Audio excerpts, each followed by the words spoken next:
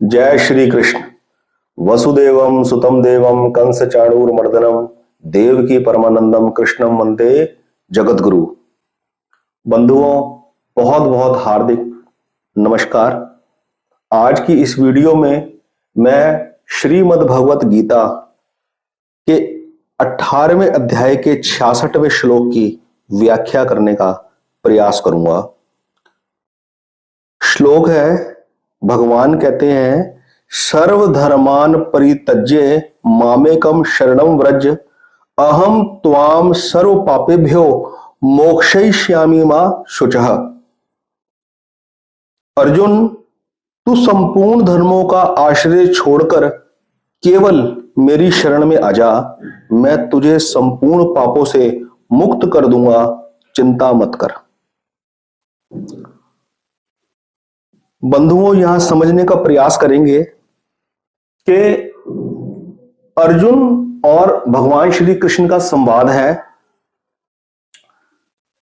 यहां मुख्यतः दो चीजें समझने की है। पहली बात, अर्जुन जीव है जो संपूर्ण मानव जाति को दर्शा रहे हैं, यानी कि संपूर्ण मानव जाति के बारे में एक एकलौते अर्जुन भगवान के आगे अपनी चिंता, अपनी व्यथा, अपना द्वंद्व पेश कर रहे हैं। और दूसरे जो है वो परमात्मा है, वो जीव नहीं है, वो परमात्मा है। अर्जुन जीव है, इस संसार का, इस मायातीत संसार का, माया में संसार का एक हिस्सा है।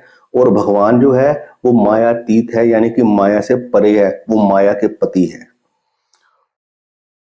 तो यहां जो चीज है वो ये समझने की है कि अर्जुन इस संसार का हिस्सा होकर इस द्वंद्व का एक हिस्सा है। तभी अर्जुन के हृदय के अंदर ये द्वंद्व पैदा हुआ है कि आज जिस परिस्थिति में वो जीवन में आके खड़ा हो गया है, उस परिस्थिति का सामना करना उसको ना तो सामना करना बन पा रहा है और ना उसको छोड़ पाना उसको बन पा रहा है। दोनों ही परिस्थितियों में वो असंतुष्ट है। और भगवान अर्जुन को क्या समझाते हैं? अर्जुन, तू सब धर्मों को छोड़कर, समझने वाली बात यह है कि आज से 5000 वर्ष पहले कुरुक्षेत्र के मैदान में जब महाभारत का युद्ध हुआ तो उस वक्त कितने धर्म थे। यहां धर्म का अर्थ रिलीजन से नहीं है, केवल उस वक्त एक ही सनातन संस्कृति, सनातन धर्म था और कोई अन्य धर्म नहीं थे। लेकिन यहां धर्म की बात रिलीजन से नहीं है। यहां भगवान का तात्पर्य अर्जुन को यह समझाने से है कि तू सब धर्मों का त्याग करके, अर्थात अपने हृदय में उठ रहे सभी प्रश्नों को छोड़कर, क्या करूं क्या ना करूं, क्या करना मेरे लिए ठीक है, क्या करना मेरे लिए ठीक नहीं है, मैं किसका त्याग करूं और किसको अपनाऊं, इन सब द्वंद्वों को तू छोड़कर केवल और केवल निश्चिंत होकर तू केवल एक मेरी शरण में आ जा, मैं तुझे सब पापों से मुक्त कर दूंगा। अर्थात मैं परमात्मा स्वरूप हर जीव के हृदय में स्थित होकर तुझे क्या करना है क्या नहीं करना ये गाइड करता रहूंगा, मैं तुझे एक यंत्रवत चलाऊंगा। ये कहने का भाव है, ये इस श्लोक का मेन अर्थ है। दोस्तों, ये वीडियो थोड़ी सी लंबी होने वाली है क्योंकि इस श्लोक की गरिमा श्रीमद् भगवत गीता के एक एक श्लोकों के एक एक शब्द की महानतम गरिमा है, जिसको बयान नहीं किया जा सकता। लेकिन स्पेशली इस श्लोक के क्या इतिहास है, इसके बारे में क्या बोला जाता है, उसकी थोड़ी सी व्याख्या पहले आपको करूंगा, फिर और ज्यादा एक्सप्लेन करने का प्रयास करूंगा। श्रीमद् भगवत गीता का चर्चा हो और जयदयाल गोविंदगा जी महाराज की बात न की जाए, स्वामी राम सुखदास जी महाराज की बात न की जाए, श्री हनुमान प्रसाद पोद्दार जी जैसे महान संतों की बात ना की जाए तो बात अधूरी रहेगी। जयदयाल गोविंदगा जी जो गीता प्रेस गोरखपुर के संस्थापक हैं और श्री हनुमान प्रसाद पोद्दार जी जो हर एक पुस्तक के संपादक रहे हैं, यानी कि सारा जिम्मेवारी उन्होंने संभाली है गीता प्रेस गोरखपुर को रन करने की। और उसके बाद स्वामी राम सुखदास जी उनके साथ जुड़े। ये तीनों महापुरुष एक बहुत बड़ी कड़ी है। तो जयदयाल गोविंदगा जी जिन्होंने बहुत ही कम मूल्य के ऊपर, कम लागत के ऊपर घर घर गीता पहुंचाने का प्रयास किया, उनके इस प्रयास के ऊपर स्वामी राम सुखदास जी महाराज ने कहा है कि मैंने जयदयाल गोविंदगा जी को अपना गुरु माना है। इसलिए क्योंकि उन्होंने इतना महान कार्य इस पृथ्वी के ऊपर किया है। और जयदयाल गोंदका जी से जब ये पूछा गया कि महाराज आप ये बताइए कि आप गीता का सार किसे समझते हैं, तो जयदयाल गोंदका जी ने इसी श्लोक का रेफरेंस दिया कि 18वें अध्याय के 66वां श्लोक ये जो है, सर्वधर्मान परित्यज्य, इस श्लोक को उन्होंने गीता का सार बोला है कि गीता की आत्मा है ये श्लोक। इसीलिए मैंने गीता के ऊपर कुछ बोलने की कोशिश करने के लिए सबसे पहले इसी श्लोक से शुरुआत करी है। मैं ये प्रार्थना करता हूं कि भगवान की और इन सभी महापुरुषों की, इन सभी महान संतों की मेरे ऊपर पूर्ण कृपा हो, ताकि मैं अपनी बात को अच्छे तरीके से पेश कर पाऊं।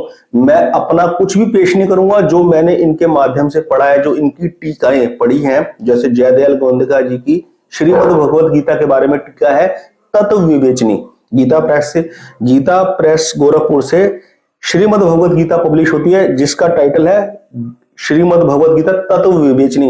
वो टीकाकरण जयदयाल गोंदका जी द्वारा किया गया है और अपने जीवन के अंदर सबसे अटमोस्ट जो टीका की गई है श्रीमद् भगवत गीता के ऊपर, वो की गई है स्वामी राम सुखदास जी महाराज द्वारा। उस श्रीमद् भगवत गीता को बोला गया है साधक संजीवनी। तो मैंने जो कुछ पढ़ा, जो कुछ जाना छोटपुट, वो उन्हीं पुस्तकों से, उन्हीं महान प्रसादी ग्रंथों से जाना है। तो अब मैं व्याख्या करूंगा इस श्लोक के बारे में, जिसकी अभी आपको ये जो स्क्रीन के ऊपर आपको दिखाई दिया जा रहा है, ये 18वें अध्याय का 66वां श्लोक है। यहां भगवान अर्जुन को कहते तू सब धर्मों को त्याग करके, सब कशमकश छोड़कर, सब कंफ्यूजन छोड़कर एक मेरी शरण में आ जा, मैं तुझे सब पापों से मुक्त कर दूंगा। भगवान को अर्जुन को यह बात कहने की जरूरत क्यों पड़ी?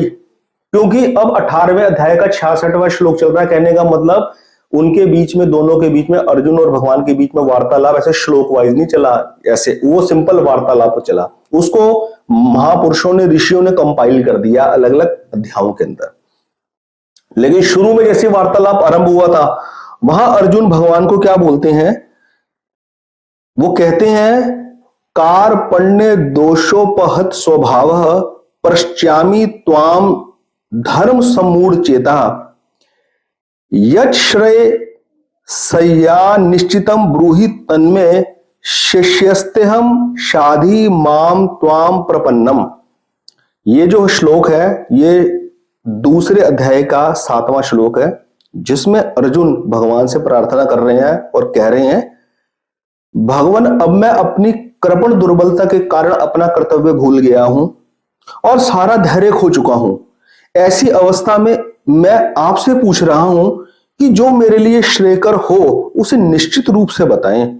अब मैं आपका शिष्य हूं और आपका शरणागत हूं, कृपया मुझे उपदेश दें। बड़ा ध्यान देने वाली बात है कि गीता का उपदेश शुरू होते ही अर्जुन खुद कह रहे हैं भगवान मुझे समझ में नहीं आ रहा, मुझे क्या करना, आप कृपया मुझे बताइए। और मैं अब आपका शिष्य हूं और आपका शरणागत हूं, मैं आपके शरणागत हूं, आप मुझे बताइए।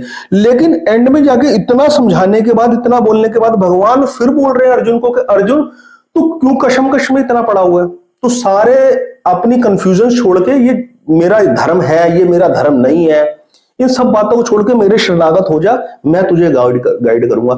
अर्जुन बोल रहे हैं मैं आपका शरणागत हो गया हूं, लेकिन एंड में जाके भगवान उपदेश में फिर बोल रहे हैं अर्जुन तू मेरे शरणागत हो जा। क्यों? जीव हमेशा ये सोचता है कि मैं भगवान को मानता हूं, मैं भगवान से जुड़ा हूं और मुझे इस संसार सागर के अंदर जो कुछ काम करने चाहिए वो मैं सब करता हूं, मुझे सब पता है। लेकिन ये जीव का बहुत बड़ा कंफ्यूजन रहता है।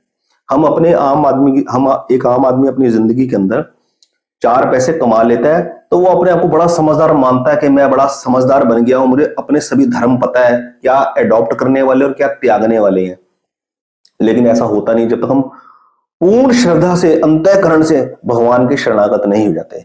यहां समझने वाली चीज ये है कि अर्जुन आज से 13 वर्ष पहले, 14 वर्ष पहले द्यूत क्रीड़ा में चौसर खेलने के ऊपर जब 5 पांडव दुर्योधन के महल में गए तो ये सोच के कहते कि यही हमारा धर्म है, हम क्षत्रिय कुल में पैदा हुए हैं, यदि क्षत्रियों को कोई युद्ध के लिए ललकार दे या द्यूत क्रीड़ा या चौसर के लिए इनवाइट करे तो उनको अपना धर्म समझ के जाना चाहिए, क्योंकि ये हमारे क्षत्रिय होने का एक पार्ट है हमारे लाइफ का।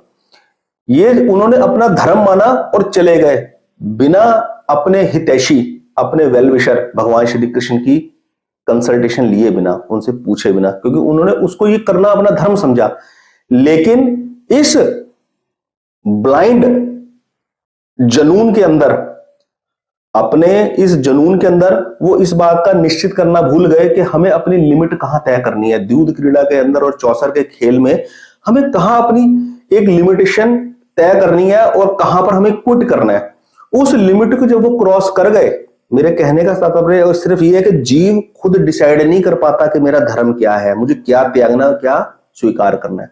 और उसमें वो द्यूत में अपनी लिमिट को क्रॉस करने के बाद ही अपना सब कुछ हार गए। इतना कुछ हार गए कि अपनी पत्नी द्रौपदी तक को भी हार गए, जिस लिमिट तक उनको जाना नहीं चाहिए था। और वो घटित होने के बाद फिर उसके बाद ऐसा क्रियाक्रम चला, इस प्रकार का कार्यक्रम चला कि एक स्त्री के अपमान में इतना कुछ बोल दिया गया, इतनी अपमानजनक टिप्पणियां हो गई कि उसके बाद शपथ खा ली, सौगंध ले ली एक दूसरे को मरने मारने की। ये वही जीव संसार के माया सागर के जीवों का ये हाल है कि किस प्रकार से वो अपना धर्म और अपनी रिस्पॉन्सिबिलिटी खुद तय कर कर कुछ भी कर जाते हैं और लिमिट को क्रॉस कर जाते हैं। और उसकी वजह से एक वक्त ऐसा आता है कि जब वो खड़े होकर द्वंद्व में अपने आप को पाते हैं कि ये करेंगे ये त्यागे, क्योंकि अब वो सब कुरुक्षेत्र के मैदान में खड़े हैं और अब अर्जुन बहुत कंफ्यूज्ड है कि कैसे युद्ध में उनके ऊपर वार करूं जिनकी गोदी में मैं खेला हूं। पितामह भीष्म, आचार्य द्रोण, कृपाचार्य, कुलगुरु, इन्होंने हमें पाला पोसा है और बचपन में हमें इतना लाड़ प्यार किया, इनके ऊपर शस्त्रों से अब वार कैसे करें। इससे अच्छा तो इस युद्ध को त्याग कर भिक्षा ग्रहण कर लिया।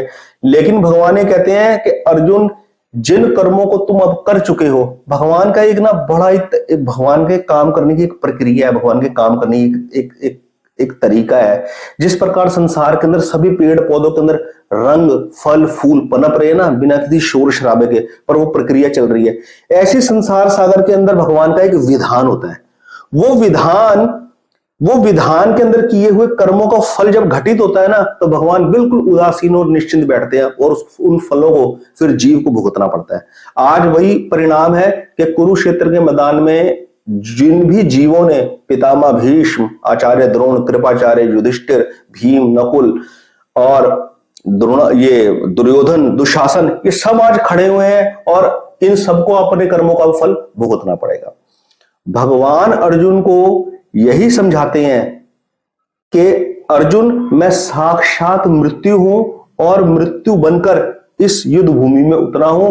तुम्हारे सिवा, तुम पांडवों के सिवा दोनों पक्षों के योद्धा मारे जाएंगे। ये बात कौन बोल सकता है? ये आदमी, ये वही बात बोल सकता है जिसको सब कुछ पता है, जो आदि में भी था, जो मध्य में भी है, जो अंत में भी है। भगवान श्री कृष्ण साक्षात पर ब्रह्म रूप है, जो सगुण साकार रूप में उतरे हैं और वो द्वंद्वातीत है, वो मायातीत है, वो माया के इस संसार से परे है। उनके ऊपर संयोग, वियोग, मान, अपमान, लाभ, हानि कुछ भी काम नहीं करता।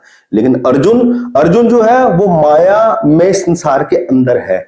भगवान माया के रचयिता है, माया के पति है, माया उनके निर्देशों पर काम करती है और अर्जुन जो है वो इस माया का हिस्सा है, उस माया से ग्रसित है। इसीलिए तो वो आज द्वंद्व में खड़ा है। और ये अर्जुन का द्वंद्व में खड़ा होना हम सब मानव जाति की स्थिति को दिखाता है। अर्जुन के जो प्रश्न है और अर्जुन का जो डाउट है, वो हमारे जीवन का डाउट है, हमारे जीवन के प्रश्न है, जिसका समाधान भगवान कर रहे हैं। तो इस श्लोक का जो सार है, वो सार ये है कि भगवान के शरणागत होने का अर्थ है कि आदमी बिल्कुल निर्मल मन से हो जाए, लाइफ में किसी प्रकार का एक्स्ट्रा ऑर्डिनरी एक्सपोजर, झूठा, मुखौटा या बनावटी तरीके से जीवन से, संसार से कुछ हासिल करने की कोशिश न करे। निर्मल मन से भगवान के शरणागत हो जाए और ये आश्वस्त हो जाए कि अब जो अंतर मन से प्रेरणा उठेगी किसी भी कार्य को करने की, वो प्रेरणा मुझे भगवान दे रहे हैं, चाहे वो जीवन निर्वाह हेतु हो या जीवन में किसी भी प्रकार के रिलेशनशिप को निभाने हेतु हो। भगवान के शरणागत होने का असली अर्थ ही यही है कि आदमी किसी भी प्रकार की कोई जानबूझकर कोई त्रुटि ना करे, संसार से किसी भी प्रकार का भोग अर्जित करने के लिए कोई भी चालबाजी ना खेले, चालाकी ना खेले, शुद्ध निर्मल शांत मन से जीवन को जिए। तो मित्रों, ये मैंने प्रयास किया श्रीमद् भगवत गीता के 18वें अध्याय के 66वें श्लोक को व्याख्या करने के लिए। मैंने जो कुछ सीखा है इसी साधक संजीवनी प्रसादिक ग्रंथ से मैंने सीखा है। मैं कोशिश करूंगा इसी प्रकार श्रीमद् भगवत गीता के श्लोकों के ऊपर और आगे बोलूं, कृपया कमेंट बॉक्स में अपने विचार प्रकट करें। बहुत बहुत धन्यवाद। हरीश सर्वज्ञ चैनल को अपने फ्रेंड सर्कल में सब्सक्राइब करने के लिए प्लीज शेयर करें और लाइक करें और अपने सुंदर कमेंट्स मुझे देकर बताएं। बहुत बहुत धन्यवाद। हरे कृष्णा।